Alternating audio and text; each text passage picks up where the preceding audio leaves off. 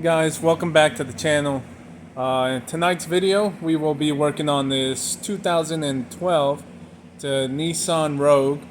The customer brought this down for us to check and see why the windows don't operate. That's just the one simple request, one little Diag. So let's see what we can find.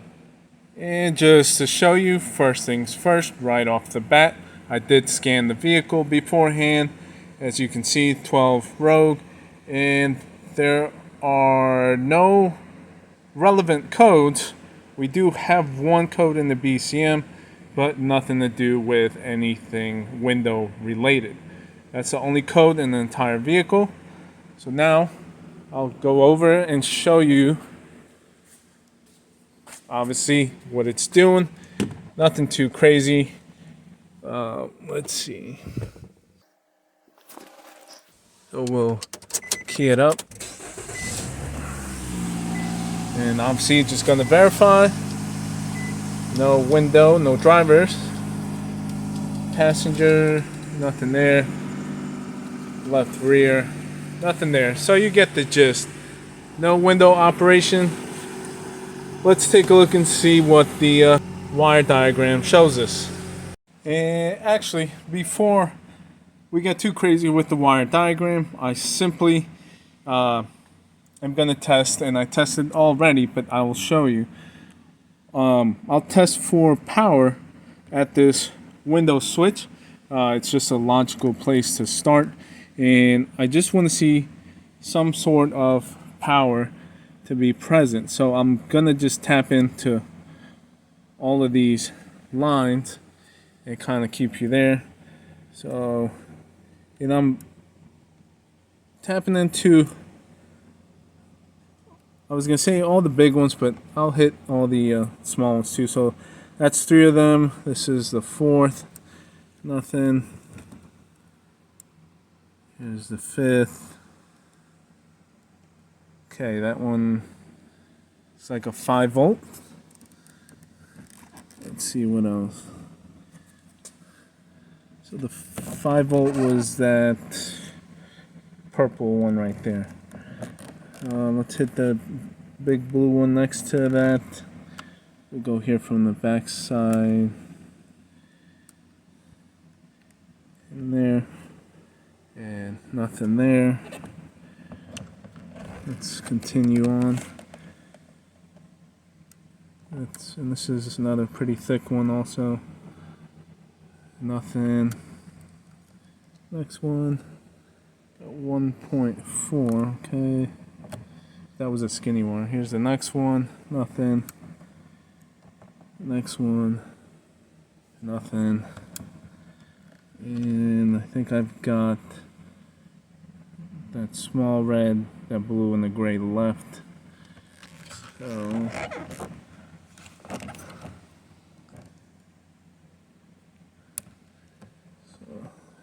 it's gray, nothing.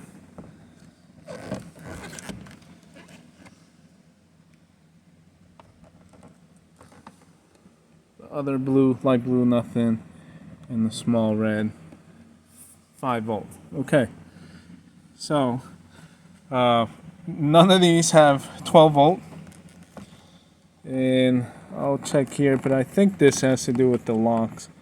So there's the black, obviously it's probably ground, small pink, another 1.4, so those probably like logic or something. Here's the red, and okay, so finally 12 volts on here, but again I think this has to do with the locks, power locks, because I didn't show you, but let's see. So that portion of this switch is working. Obviously the windows aren't, so I'm gonna assume this is for window, and not one single wire has 12 volts. Okay, and so just quickly looking at the diagram here, we have our fuses, and let's check and see who's in control or what modules are involved. And so there it says BCM, And then down here, this guy here, this is a master switch on the driver's door. And let's see, at the bottom we've got our window motor. So 1, 2, 3, 4. Looks like the driver's one, which is here, is directly obviously handled and controlled by this master switch. The other 3 are gonna go through there and control at least the switch inputs. Obviously the switch is there, all independently, but fed through the master switch as well, as far as the motor power feeds. But so let's see, looking at this again, master switch, we've got 2 power feeds that come into it, and we know we only had 1 present, and it was a red wire, so it looks, I'm gonna assume this is that red wire. So we had the 1, and then there was a blue, as far as listing here on the diagram, that's another power feed. And if you look, it also runs off here and goes down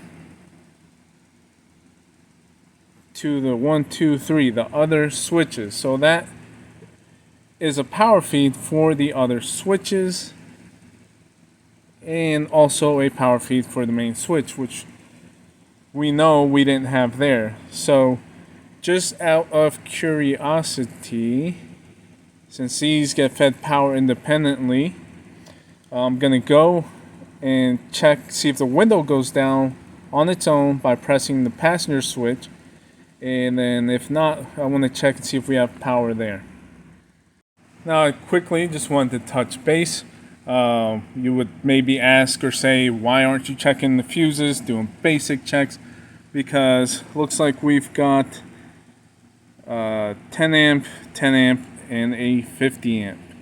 So I would almost assume 50 amp is one that would probably provide for the motors, but who knows what else the BCM controls. So the reason why I didn't go straight to the fuses, which all those fuses have to be good in order for all operation of BCM output to be good. But I am not a fan of Nissan or Nissan's factory information. It's a little bit time consuming to decipher, which if you sit down long enough you can decipher it. But that's part of why I'm using the color wiring diagrams. And then the other reason, because of trying to find the fuse and just description wise in the box, or I think it's in one of these that are linked, it's one complete unit. I didn't bother wasting time there. So for the time being, I'm checking this area of the blue wire. As we saw, we didn't have any power at the driver switch. If we have to backtrack further up, we can, and we might have to.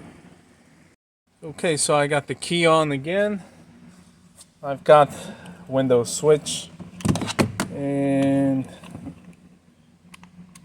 pressing, and nothing. Up, down, nothing. So next thing to do, I'm gonna check both blue wires for voltage. See if we have anything. So here's the first blue, and nothing. And here's the second blue, and nothing there. Okay, so one of these blues has to be the same blue that feeds over to the driver's side. So let's take a look and see if we can find which one, and that helps us verify that there is no power feed to all the switches, which is why none of them are working the windows. So I believe that is what we are going to have to find out why that is. Okay, so what I decided to do, I'm tapped into the darker blue since it looked like that's going to be the one according to the diagram. But just to verify, I've got it in the ohm setting. And I will tap into the dark blue. And so it's beeping. That means continuity. And I'm not doing this for a load test, I'm just doing it for identification. That means that should be our power feed. And now to backtrack that to looks like the BCM. Okay, so according to this wire diagram at the BCM portion, we are looking for this blue wire, which seems to be pin 68, and this pink wire seems to be pin 69. Let's get you guys a little bit closer. So, and those are both on that same M67 connector. And then that's not on there. Okay, and this, get you up here. So this black wire, again, it's on M67, and that's pin 67. That's black ground. So looks like 67, 8, and 9 are all consecutive. So we're looking for black, blue, and pink. I would assume pretty decent sized wires in order to try to help identify the connector that we are going to look for at the BCM. Okay, so here is the BCM. It's here behind the glove box. I haven't unplugged anything, and we've got 3 connectors. And on this one and this one, so the 2 white ones don't seem to have any thick wires. Now if you look at this black connector here, we clearly see some big thick wires, and if you notice, here's the black, blue, and pink. Those are the 3 consecutive ones we were looking for, and this blue one in the middle of the 2 is going to be that power feed. That pink was also a power feed. That black's obviously a ground. So I've got my meter hooked up to ground. The key is on. Let's check and see what we have present. First, let's check the pink. So, all right. That's the one that fed the red wire on the driver switch. And then if we move over to the blue, which we are in, we get nothing. Let me make sure I'm in there good. All right. And let's see. Yeah, I mean, nothing clearly compared to this pink wire right away. And key is on. Now I'm back in the blue, and nothing. I'm getting nothing out of that blue. So up to this point, backtracking the power feed from the window switches leads us to the BCM, which it appears and looks like the BCM is not providing power out of it to feed the switches that would control the windows. If you remember, I told you about the fuses. I think we're going to have to just try to eyeball the fuses to make sure none of them are blown. That could affect this and have us make a wrong call. So I guess let's get out there and look at the fuses. Better yet, I just realized, since we're at the BCM, why don't we just check the power feeds at the BCM? So these top 2, the yellow and green. So the yellow is the big 50 amp. That's also on that M67 connector where the ground is. So it's pin 70. And then the green, pin 57. That's going to be a smaller 10 amp. And then on the second 10 amp and green, that is part of another connector. So we'll have to find that. So we'll check it at the BCM instead of trying to decipher the fuse box. Okay, so right now, if you look at the meter, we've got 12 volts. And I am on let's see, that yellow wire. So I'll move over to the one in the front, so we know that back one has 12 volts. And so we're in on that one, and again 12 volts. So I don't know which one's which, but it's safe bet that the yellow power wire, which I think might be this one because it's thicker, has 12 volts. Then the next one was a green one, I think, on the same connector. So I'm in a green one. Nothing there. Let's see if on the back side there's any green, and I think there is. And this was a 10 amp, so it's a smaller wire. And let's see. Okay, so I'm in the green, and there we go. So 12 volts. Now, I'm gonna be honest, I probably, and I know, I mean, you can call me whatever, I'm probably not gonna look for the other green wire out of all of these.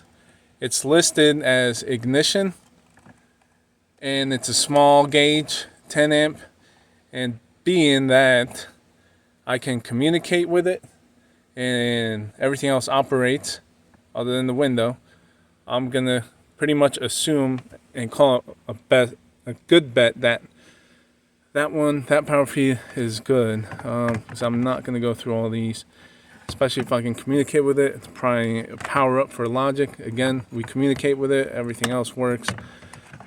This one is just dead. It's not outputting. That small 10 amp is not gonna output out of this big fat wire. So I think we've done enough up to this point. I think I'm gonna go ahead and call a bad BCM. Okay, so I went ahead and sourced a secondhand module. This is the original one. I'm gonna go ahead, take it apart, and see if we can find some sort of EPROM to see if we're gonna be able to make a used one work here. So let's get these taken apart and see what we got. Okay, so I got both taken apart. And it looks like this guy here is the EPROM. But here on the left is the original one. Here's the used one. And quickly, that blue wire was the third pin in, the big one. So 1, 2, 3. If we look at that on the back side, compare this one. So it is this section, 1, 2, 3. So right there. 1, 2, 3. Look at that there. So there is our open for the power feed on that blue wire pin, which is right there. So something has happened and got that hot enough to basically pop open. And on that joint there on the other side basically is this like relay right there.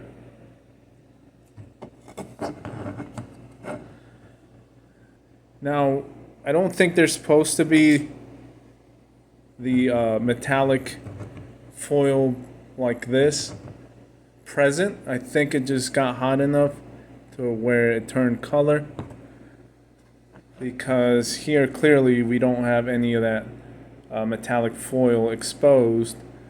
So it's got to be all underneath the green coating, and it just, I guess, got hot enough to basically burst open and come through to the surface. So at the moment, I'm not sure exactly what I want to do. We clearly have immobilizer information stored in this. It is the BCM. And based off of my research, looks like it does store, again, like key information and whatnot. The keys get tied to this BCM. So this almost worries me a little bit to have something get that hot or draw that much amperage to create that. So I think I want to try one thing first before continuing forward to not create further problems. So I will show you what I am gonna try. Okay, so I've taken the metal contact pin and I soldered it to the pad from the relay side over to the back side of that pin, and I've already ohmed it, so they are joined, and I want to measure the current draw while it is supplying to the locks. Okay, so I've got the original BCM installed with that temporary repair. Again, I think to better explain, I want to monitor the amperage on that blue wire because I don't want to damage another module if I have to use the other module, because just like fuses don't just blow on their own. It looks like that circuit after the relay possibly got overloaded and became the weak link, and it split that the pad that ties the two pins. Whether it just was fatigued over time or something drew too much amperage, I don't know. But to play it safe, I'm still going to use, again, the original one with that repair while monitoring the amps, and I'm going to hit every single window separately and watch the amperage draw. So I've got the amp clamp, I've got the Vantage set up, and so I'll get over there, key it up, and we'll use the master switch to activate all the windows. I haven't tested it yet. I'm assuming it's gonna work since we had found the problem. So let's take a look at the amperage draws. All right, let's okay, so we're powered up. Actually, start the vehicle. We gotta plug this in.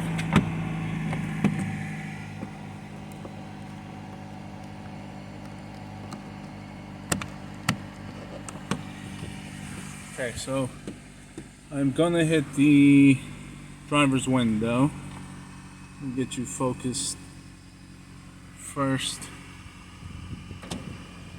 Okay, we're going down. Not much of a change. We're going up.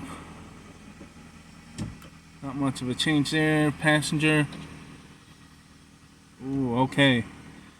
That was pretty high there. Let's see. Going up with it. Wow. Alright, and we are graphing out. So next is, let's do left rear down. Okay. Up. Okay. And the right rear.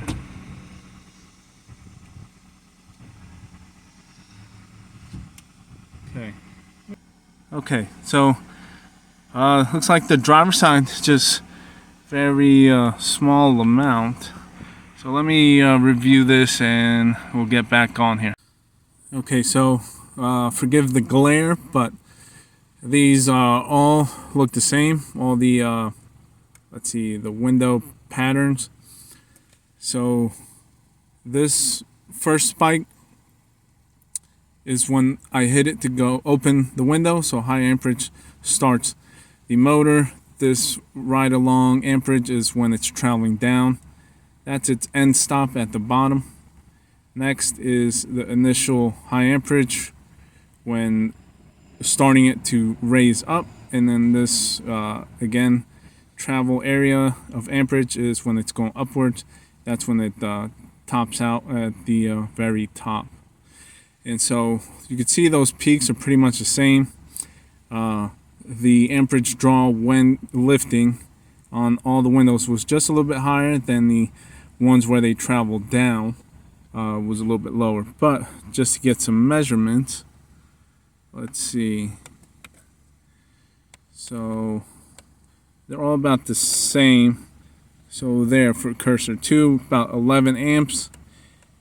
And then that whole ride along, somewhere around 2 to 3. Nothing higher than that. And then when it bottoms out again, about 11.5. And then once we change direction, the initial one again close to 11.5 amps, and then this ride along of upward travel right at the about 5 amps, and it climbs down a little bit as it gets closer to the top, and then it pegs out at close to 11 again. So all of them look the same except for the driver's window right now. It's not capturing it, but those three, nothing crazy as far as high amperage at the moment. Okay, so I'm trying to measure at the driver's door just to make sure we don't have one crazy high one, because again, the other three don't seem to be drawing anything crazy. If you remember, that blue line wasn't drawing anything, so I'm moving over to the red. I'm almost wondering if the red is what does the motor on this side. So let's see, we're gonna go down. Okay, there we go. So looks like the red is for the motor on this side. That's up. Okay, let me stop that first. And so the red is for the motor, and the blue must then power up the rest of the unit, the logic and stuff inside of it. So it still would not work even though we had the power for the motor, but the logic being dead wouldn't be able to power the motor. So either way, let's take a look at the numbers now that we've got that figured out. Let's see. So that's there. Move it over. Let's get some cursors. And let's see, as far as, so about 13. And then the running portion, still about the 3 amps, nothing too crazy. Let's see. So 14 on the end stop, which again, it's just a quick short burst, but tiny bit more. Let's move over here. Let's see if we can move this over to better see it, and let's start measuring. So the upward travel start point just over 13 again, and in the 5 or so, and then it shoots down to about 4, and then the end stop 14. So maybe what, about 2 amps or so higher. Not enough to, I guess, be scared of, meaning that any of these are drawing some crazy amount to basically blow that. So I'm wondering if it was more of a fatigue thing of over time that just gave way. Clearly we are operating, that's what the problem was, and none of them are drawing crazy amount of amperage. Okay, so just wanted to show we did pull up the information off of the donor. Doing that just for keepsake or whatever, in case anything goes wrong. I'm gonna save it, but the one we are more interested in is that one, which is the from the original one. So this had to be put on an adapter. It didn't fit in that guy. So, but it looks like everything read properly. I did do a verification read and everything was correct. So I'll go ahead and do the original one next and save that. And I'm gonna clone this one with that one's information. Essentially, we're gonna have 2 operating modules.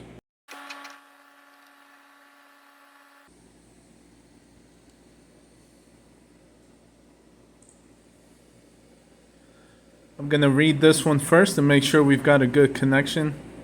And okay, let's see.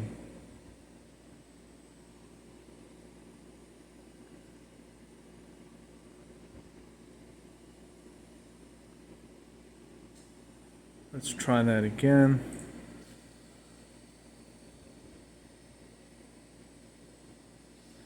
Alright, looks like we're gonna have to reflow this one. So I actually added a little bit more solder to the board and the legs, so hopefully that takes care of it. Alright, looks like that was the issue. So that is the donor. We already have that. We were just reading it to make sure we're connected good. So now we are going to write from the original. Okay. So, all right. So we'll take this apart, put both together, and hopefully both will be able to start the vehicle.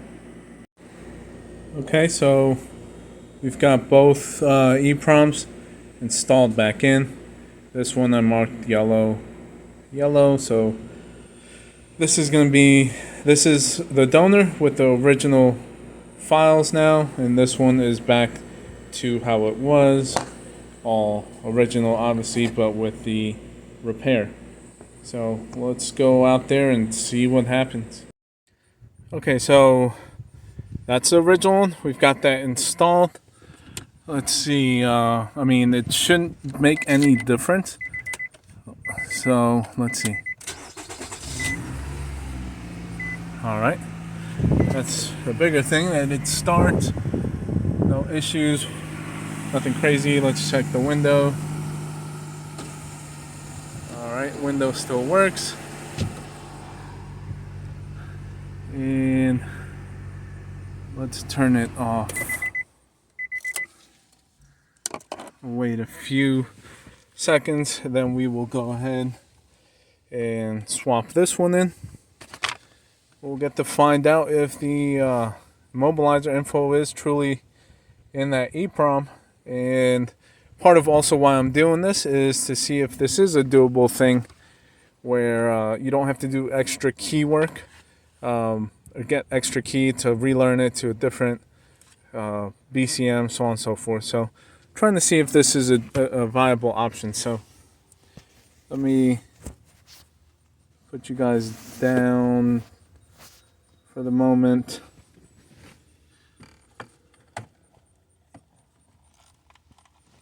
I'm gonna swap these out, obviously.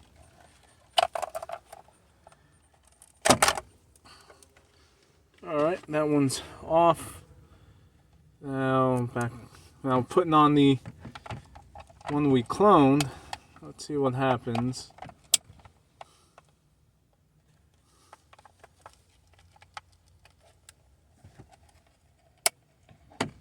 Okay. So there's the original one. There's the one we cloned. Let's see if this is even gonna work.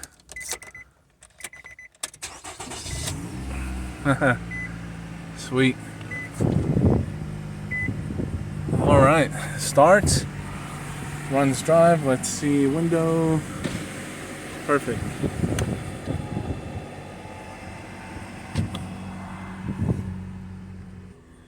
Alright guys, so I think that's where I'm going to end this, finish this one off.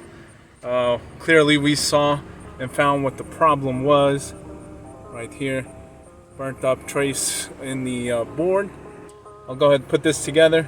Another thing, hopefully you guys learned that you can do a used BCM. You got to just swap over that information, or you can, if you didn't need two modules, you can just swap over the EPROM and call it a day. So thank you for watching.